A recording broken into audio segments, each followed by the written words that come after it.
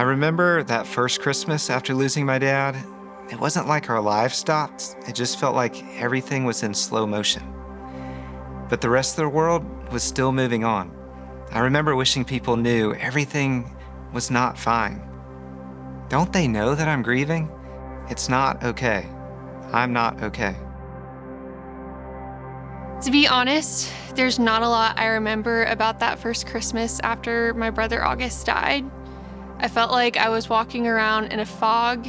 He passed away in the summer, and even though it was still months away, I remember dreading how hard Christmas was going to be without him.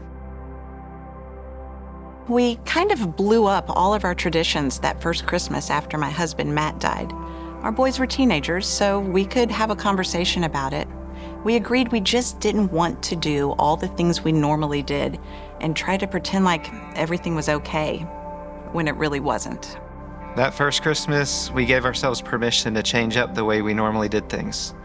Usually we'd travel to visit my wife's family, but we really wanted to be present with my mom. We probably went a little overboard with gifts for her that year, but we wanted to try to fill in the gap a little for what my dad would have done for her. You know, I think we anticipated that Christmas would be really hard, and it was. But sometimes a random Tuesday can be really hard too. I knew there was no way we could do stockings that first Christmas without Matt. And decorating the tree just seemed so overwhelming. So I got little bags, numbered 1 through 24.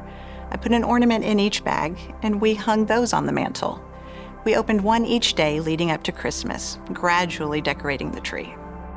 I remember one particular day that first holiday season, there was just so much tension in the air and so much frustration and conflict. And at the end of the night, it's like we finally realized what was happening. Our family wasn't falling apart, it was just grief. We were all hurting and broken because we had loved and missed August so much.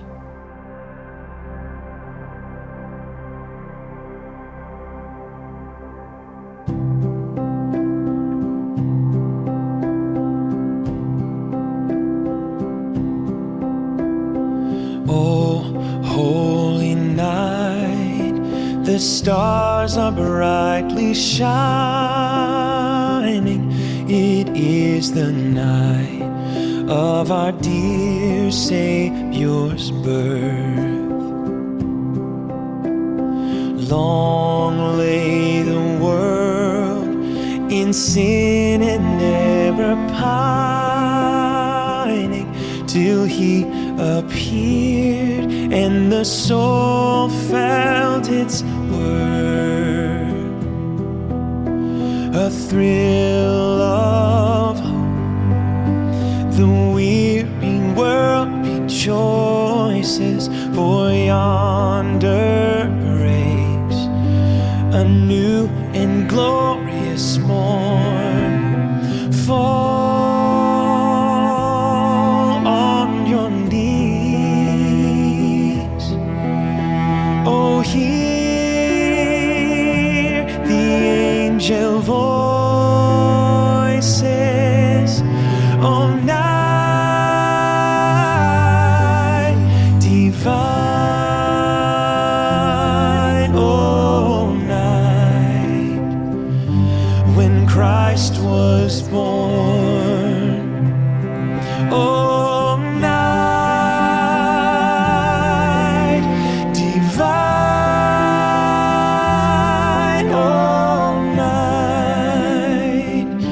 oh, night divine.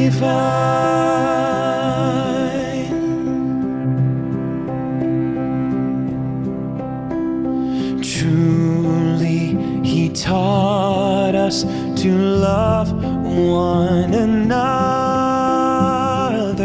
His law is love, and his gospel is peace.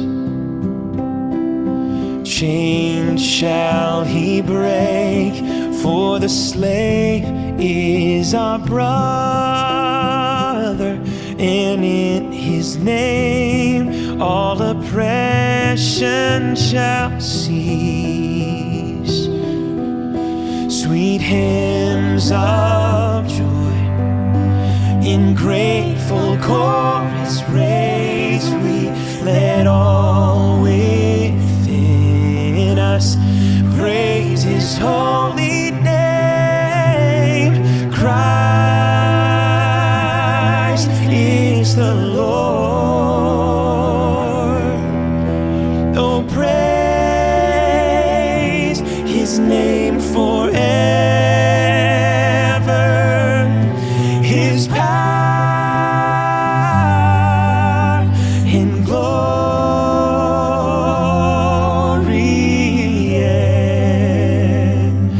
for more proclaim his power and glory,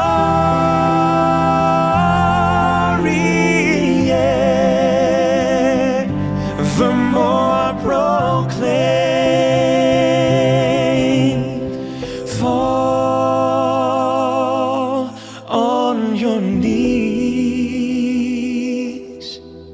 Oh, hear the angel voices. Oh, night divine. Oh, night when Christ was born.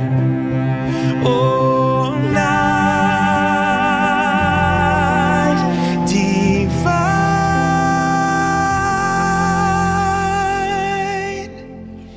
Oh, night.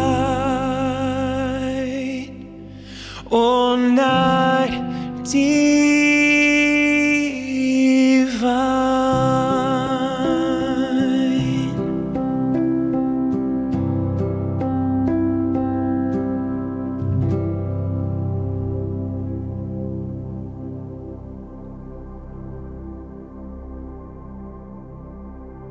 As I listen to that beautiful song and hear that line, a thrill of hope, the weary world rejoices, I can't help but think about how often Christmas finds us weary. Grief has a way of making us feel heavy. That first holiday season after losing my dad a few years ago, I remember Christmas feeling strange. I definitely felt the weariness, and I didn't feel much like rejoicing. When you're missing someone you love, Christmas can feel empty. It can feel like something is missing because someone is missing. And it's hard to imagine feeling hope, much less rejoicing. If that's how you're feeling this Christmas season, let me say first, you are not alone, and you've come to the right place. We're here to remind our hearts, our minds, and each other of the very first Christmas when God sent his very own Son into a weary and broken world. Jesus came quietly, right into the middle of humanity's grief and need.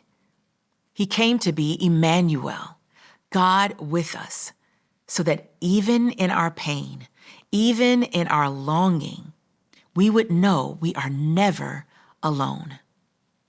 Welcome to Restoring Christmas. This is a space for those of us who are navigating the holidays after losing someone we love. A place where we can be honest about the hard parts and also be reminded that God sees us, he loves us, and is here with us every step of the way. I wonder if your experience in hearing those stories is at all like mine. I feel gratitude for their willingness to share. I feel some hope for the healing and comfort they've experienced. And then there are the, moments. I know that. I've been there. Our grief stories are deeply personal. Some of us lost someone recently, others years ago. Some losses were sudden, others expected. Each of our stories is unique, and whatever your story is, I'm so glad that you're here today. My hope is to be able to offer some comfort and hope to you as we head into this Christmas season. My name's Bryan. I'm a pastor here at our church. My wife, Catherine, and I have been married for 25 years, and we have 5 kids, 2 boys in college, 2 girls at home, and 1 son already in heaven. I recently started leading a small group of high school boys. Weeks into it, I realized that when I was with them, I hadn't worked to remember what it felt like to be their age. As soon as I did, as soon as I thought about that 14, 15-year-old Bryan, I was jarred. I don't know why it hadn't even occurred to me, but my mom had just died 2 weeks before I turned 15, 3 weeks before I started high school. And as you can imagine, this wasn't exactly a light or even emotionally neutral memory to come back to. All of a sudden, I was back in high school, walking the halls, seeing all these people I didn't know, and not just wondering what they thought of me, as most adolescents are consumed with, but wondering if they knew. I mean, some of them knew my mom was sick, but did they know she died over the summer? And if they knew, would they say something? And if they didn't know, how would they find out? And if they did find out, how awkward would it be? I kind of wished I could read people's thoughts and get these answers before going into an interaction. It was a lonely and isolating place for me. I've walked the lonely road of grief several times, losing my mom in high school, grandparents in that same season, my dad in college, and later our infant son, Samuel. I know what it feels like for grief to take center stage in my life, for it to sit like a heavy fog in our home and to overshadow a season like Christmas. Grief is one of the most universal experiences. It's the natural emotional response we all feel to the loss and even change in our lives. And when we walk through it with others, being present, listening, learning, grieving together, we find that we don't have to carry it alone. The Apostle Paul offered a set of instructions to Jesus' followers in Rome, instructions that pointed them toward love in action. Tucked in among this amazing list are these 2 opposite but complementary lines. He says, "Rejoice with those who rejoice and mourn with those who mourn." Easy to overlook, but they're so important. They're so simple in concept, but so hard to carry out. In short, they point us away from feeling and being alone in our grief. Paul's words actually are a caution against allowing our grief to isolate us. While our stories are unique, we are not alone in grief.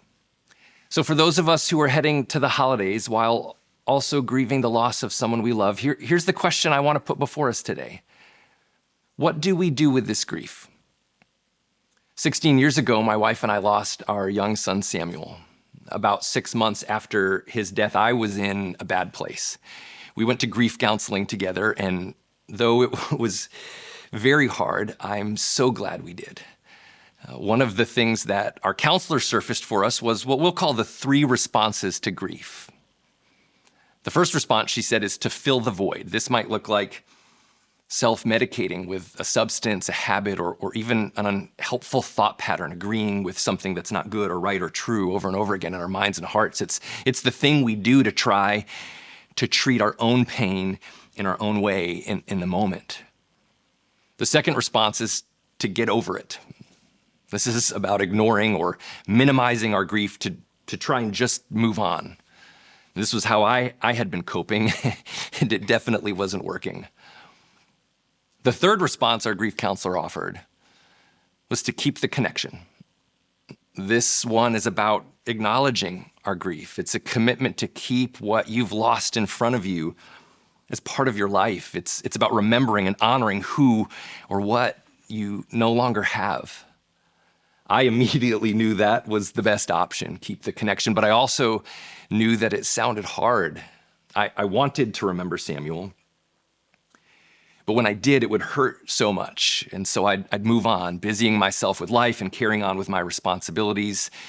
And the hurt would lighten with the distraction, with my mind off the loss, but then I'd think about Samuel, my son, and how I wanted to remember him. And it would hurt so much again. Maybe you can relate.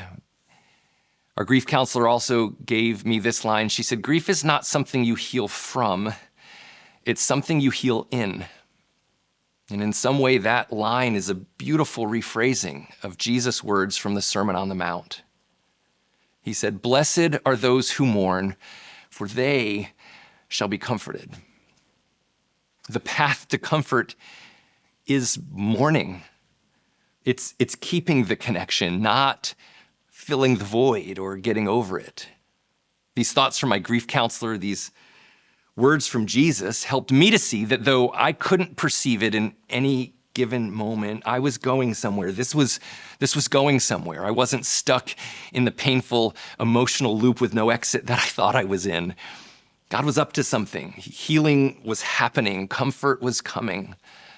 Everything in me wanted to hit the eject button on my mourning, to ignore it, to get over it. I wanted healing from my grief, but Jesus' invitation to us is to face it. Jesus' promise is to meet us and to comfort us in our grief. It's on the path of mourning that we are healed. It's in keeping the connection with our loss that we're comforted. This can look so many different ways. For our family, we've kept the connection with Samuel by keeping a stocking for him on our mantle. We've also chosen to reserve gift money for him in our budget, and we choose each Christmas as a family to give it away to a person, a family, a nonprofit, a cause in his honor. My wife's family honors her grandparents on their birthdays each year by a string of texts on a family thread, what they remembered, what they loved, what made them laugh. And over time, I've come to appreciate that keeping the connection actually gives us the chance to be creative and the opportunity to build new traditions over time. So what do we do with this grief? We face it. We keep the connection. We give ourselves permission to be sad and to mourn, because in doing so, we find comfort and healing. For me, putting this into practice, facing my grief, keeping the connection, choosing to mourn, has felt like an act of courage and faith. And if you feel that too, I'd simply say this: have courage. It is hard. You're not imagining it. Trust Jesus. Embrace his invitation to stay on the path of mourning. And ask for help. Don't be afraid to ask for help. Invite others to help you face your grief and keep the connection. It might be helpful to remember that God's not in a hurry. Sometimes we may wish he was, but it will take time. Healing does not come in an instant. Comfort doesn't arrive all at once. That's certainly been my experience. In so many ways over my life and through my losses, God has comforted me. It didn't happen quickly at all, but it happened, and it still happens. Jesus comforts me in my grief, slowly but surely, day after day, over months, over years, and even over decades. I was recently asked by a friend to officiate the memorial service of a beloved family member who was killed in a tragic and unexpected way. I met with the family to talk about their lost loved one. We've been talking, my friend said, about just how important it is to be present with one another, to show up for each other, and to let people know. And she left it right there for a moment. In the minutes that followed, they came back to these thoughts and observations multiple times, even specifically revisiting that line, let people know. Let people know that you care about them, that you appreciate them, they've made a difference in your life, that you love them. And as I reflected on my time with this family, my mind went to a verse in the Old Testament book of Ecclesiastes. It's better to go to a house of mourning than to a house of feasting. For death is the destiny of everyone. The living should take this to heart. The heart of the wise is in the house of the mourning, but the heart of fools is in the house of pleasure. In some way, these verses are hard to hear. They're hard to receive, maybe particularly when our loss is fresh, when grief still rests on the surface. Hearing that mourning is better than anything at all. It can be troubling, even offensive. But in their grief over the death of their wife, their mother, their grandmother, their mother-in-law, this family was acutely aware of the preciousness of life, the brevity of life, the fragility of life, the value and beauty in life and love and relationships and friendships and family and memories. To borrow words from Ecclesiastes, they were a house of mourning. And while there was so much pain and shock, there was also so much wisdom, and they were taking it to heart. So in our grief, what do we do with this wisdom? In the same way that there are 3 responses for our grief, I see 3 responses to this wisdom. The first is to replace it, to replace these admittedly heavy thoughts with something more comforting or pleasant. This response is a deliberate choice to move away from these thoughts, to something, frankly, easier. The second approach to this wisdom is to ignore it. This may look simply and often quickly like going back to life as usual, stepping right back into our normal routine. But if we're honest, it's all as a way of avoiding the heaviness of these thoughts. In this response, we just look away from the wisdom that grief has presented to us. The third approach to this wisdom is to embrace it, to look at it, to move toward it. It's choosing to sit with it, to contemplate it, and to let it change us, to change me, to change you. While this approach is obviously the healthiest, it's definitely not the easiest. In the moment, it's easier to move away or to look away. This, embracing it, looking at, moving toward the wisdom, was the approach chosen by my friend and her family. In the midst of their shock and grief, they courageously chose to stare their tragedy in the face, to embrace the weighty wisdom that it surfaced, and to let that wisdom tip their hearts, their minds, their lives. Again, my friend's words, we've been talking about just how important it is to be present with one another, to show up for each other, and to let people know. Because here's the reality. This Christmas is going to look different after experiencing the loss of someone you love. And you're probably already noticing that everyone grieves differently. Some tend to try to replace their grief, while others try to ignore it. But the very best thing we can do is to embrace our grief and allow God to meet us there. 1 Corinthians 13 is one of the more famous chapters in all of the Bible. The last verse of the chapter says, "And now these 3 remain, faith, hope, and love." Faith, hope, and love. These 3 remain. We grieve because we've lost someone. At the same time, much remains. Among other things, faith, hope, and love remain. Each day, even in our grief, we have the opportunity to strengthen what remains, to strengthen faith and hope and love within ourselves and also for others. The kind of faith that the Apostle Paul is talking about here is not a faith that's toppled by hard circumstances. It's not dependent on things going our way. Instead, it's a faith that's grounded in who God is, in what he's promised, and particularly in what he has already done for us through Jesus. John records these words of Jesus. "I have told you these things so that in me you may have peace. In this world, you will have trouble, but take heart. I have overcome the world." Those last words of Jesus give us reason to hope because he's overcome the world. He's overcome this world of trouble, of sickness, of pain, fear, loss, uncertainty, tragedy, death. And it will not always be this way. It's through faith in him that we find this reason to hope. Faith, hope, and love. In the previous chapter, John records these words of Jesus: "Greater love has no one than this, to lay down one's life for one's friends.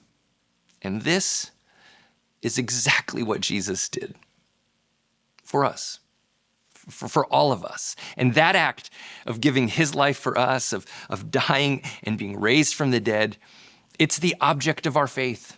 It's the reason for our hope, and it's the example for our love. I started by reading 1 Corinthians 13:13. Let me go back and read the rest of the verse. And now these three remain: faith, hope, and love. But the greatest of these is love.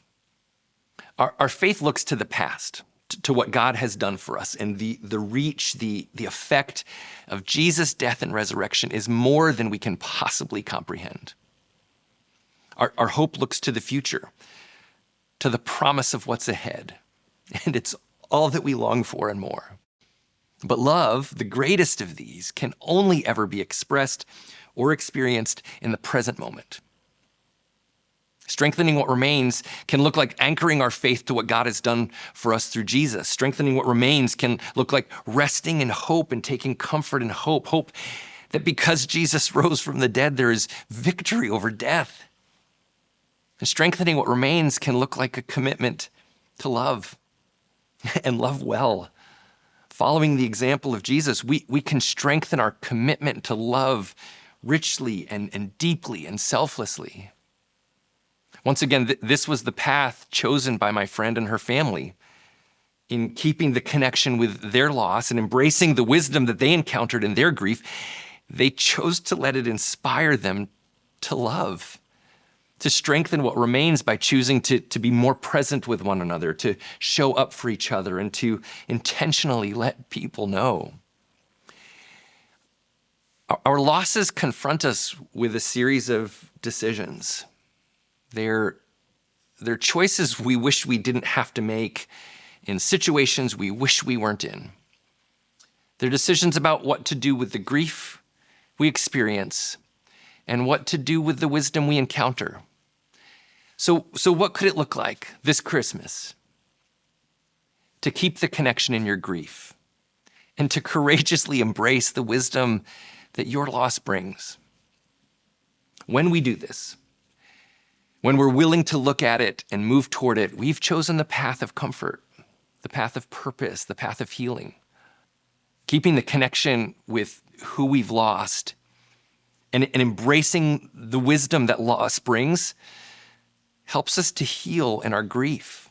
The first helps us remember and honor who we lost. The second leads us to strengthen what remains. When we keep the connection and remember those who have shaped our lives, it grounds us in our story. When we embrace wisdom and strengthen faith, hope, and love, we're choosing to find purpose in and give purpose to our grief as we move forward.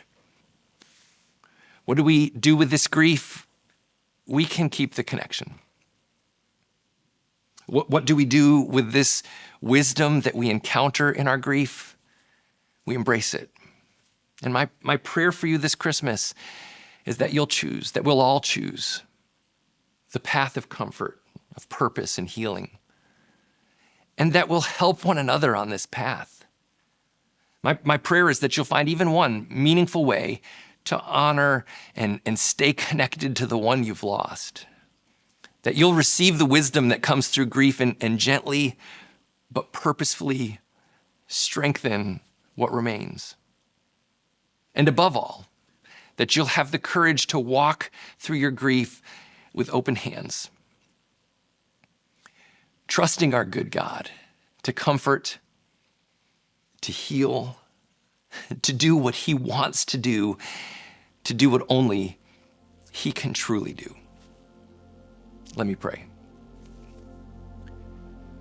Heavenly Father, you are good. You are good even when circumstances are not, and you are good even when we don't feel it. Thank you for this Christmas season. It is evidence that you are good. It is evidence that you care. It is evidence that you love us. It is evidence that you are with us. And for all of us here listening to these words, we bring our hurt before you. We bring our grief before you. Please help us. We desire your comfort. We desire your healing. We desire your purposes to be accomplished. But we need you. We need you for that, and we need each other for that, so please help us.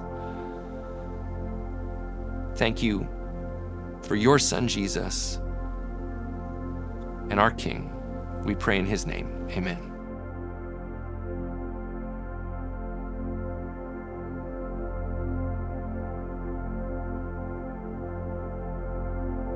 I try to pray, but the words aren't coming out the way they used to. Did I lose my faith? God, do I still trust you? I try to worship, but when I lift my hands, it all just feels so empty. Is it the heavy of the world, or is it just me? Though I've sung 1,000 times, you're perfect and you'll never leave my side. Can I be honest? I just wanna know that you still got this. When all I'm holding on to is a promise, and God, you promise that you'll never leave me. When I'm scared of the dark, you're right there with me. Your kindness never fails, it's always reaching after me. But right now, God, all I need is to be honest. Oh, I've heard stories of you showing up when it was least expected. Every time you prove your timing's always perfect, and the wait was worth it. Oh, and again and again and again, I see your power coming through. You bring life to what is dead. No, there's nothing you can't do. I believe you did it then, so won't you do it now? Can I be honest? I just wanna know that you still got this. And all I'm holding on to is a promise. And God, you promise that you'll never leave me. When I'm scared of the dark, you're right there with me. Your kindness never fails, it's always reaching after me. But right now, God, all I need is your breath when I can't breathe, your eyes when I can't see, an anchor as the waves crash all around. And be my heart when I can't feel, and show me something real. Just one taste of heaven here and now. Can I be honest? Oh, can I be honest? I just wanna know that you still got this. When all I'm holding on to is a promise, and God, you promise that you'll never leave me. When I'm scared of the dark, you're right there with me. Your kindness never fails, it's always reaching after me. But right now, God, all I need, yeah, right now, God, all I need is to be honest.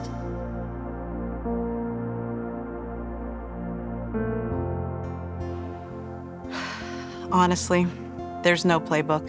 I wish there had been. But you just keep going. You just keep putting one foot in front of the other. I wanted a shortcut, but I would have lost the chance to grow if I'd taken a shortcut. Looking back, I can see that God is way bigger than we think He is. His story, His purpose, it's bigger than mine. If I'm honest, I can remember when I couldn't imagine ever experiencing joy again, or even wanting to, because I didn't want to feel like I was moving on. But I've learned we can hold both joy and grief, you can cry and laugh at the same time. We want grief to be linear, but it isn't. There will be good things and there will be hard things. Planning my dad's memorial made me face the honesty of my grief head on, and that was actually healing. It reminded me that while earthly dads aren't perfect, God is the perfect father. And knowing that He is completely for me has given me strength. The thing I found most comforting was honestly the hope we have in Jesus. It's the only thing that was truly comforting, the reminder that death has been defeated and we will see August again. Through Matt's journey and death, I gained a new understanding of God's love for us. In the hardest and darkest moments of my life, God's love was steady and constant and always there. His love doesn't change. His presence with us doesn't change. Grief doesn't really ever get easier, but we can get stronger. We can learn to carry it and still love the person that we lost. Tonight, we've shared stories of grief, of longing, and of finding glimmers of hope again.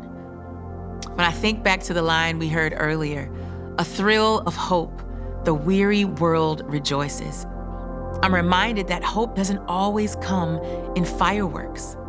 Sometimes it comes quietly, like a flicker in the dark, reminding us that God has not forgotten us. Reminding us that Emmanuel, God with us, is still here. And that makes all the difference. Thank you for spending this time with us. If there's anything we can do to help, please reach out. My prayer for you is that even in your grief, you would experience God's presence with you this Christmas.